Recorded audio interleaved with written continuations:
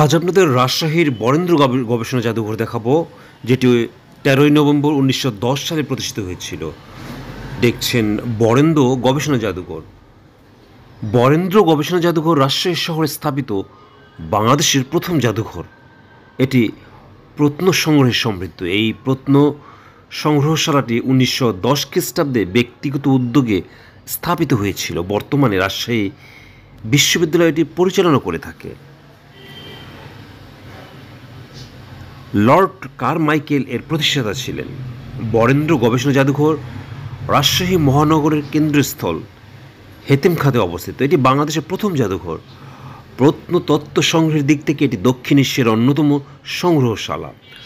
বরেন্দ্র জাদুঘর প্রতিষ্ঠায় নাটোরের দীঘাপতিয়া রাজ পরিবারের জমিদার শরৎ কুমার রায়, আইনজীবী অক্ষয় কুমার মৈত্রীয় এবং রাজশাহী কলেজিয়েট স্কুলে এর শিক্ষক রামপ্রসাদ চন্দ্রের উল্লেখযোগ্য অবদান রয়েছে।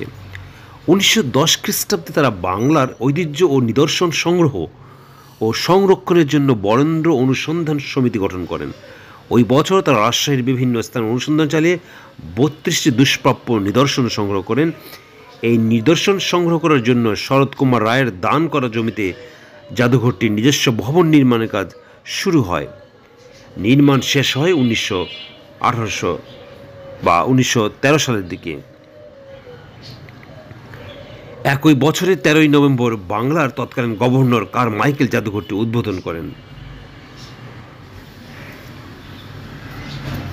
1911 খ্রিস্টাব্দে কলকাতা জাদুঘর অকস্মাৎ এদের সংরক্ষিত সকল নিদর্শন দাবি করে বসে। তৎকালীন গভর্নর কারমাইকেলের প্রচেষ্টা 1913 খ্রিস্টাব্দে 14 ফেব্রুয়ারি জারিকৃত একটি সরকারি প্রজ্ঞাপনের মাধ্যমে বরেন্দ্র জাদুঘরকে এর নিদর্শন সংগ্রহ ও সংরক্ষণ ব্যাপারে স্বত্বাধিকার প্রদান করা হয়। আপনারা ভিডিওতে বরেন্দ্র জাদুঘর দেখছেন।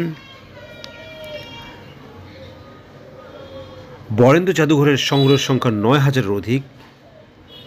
এখানে 1000 বছর আগের সিন্ধু সভ্যতার নিদর্শন রয়েছে। মহেঞ্জোদারো সভ্যতা থেকে সংগৃহীত প্রত্নতত্ত্ব, পাথরের মূর্তি, খ্রিস্টীয় একাদশ শতকে নির্মিত বুদ্ধ মূর্তি, ভৈরবের মাথা, গঙ্গা মূর্তি সহ অসংখ্য মূর্তি এই জাদুঘরের অমূল্য সংগ্রহের অন্তর্ভুক্ত। মোগল আমলে রৌপ্য মুদ্রা, গুপ্ত সম্রাট চন্দ্রগুপ্তের গোলাকার স্বর্ণমুদ্রা, সম্রাট শাহজাহানের গোলাকার রৌপ্য মুদ্রা বিশেষভাবে উল্লেখযোগ্য। এখানে প্রায় 5000 পুঁথি রয়েছে, যার মধ্যে 3646টি সংস্কৃত, বাকিগুলো বাংলায় রচিত। পাল যুগ থেকে মুসলিম যুগ পর্যন্ত সময় পরিধিতে অঙ্কিত চিত্রকর্ম, নূরজাহানের পিতা ইমাদউদ্দৌলার অঙ্কিত চিত্র এখানে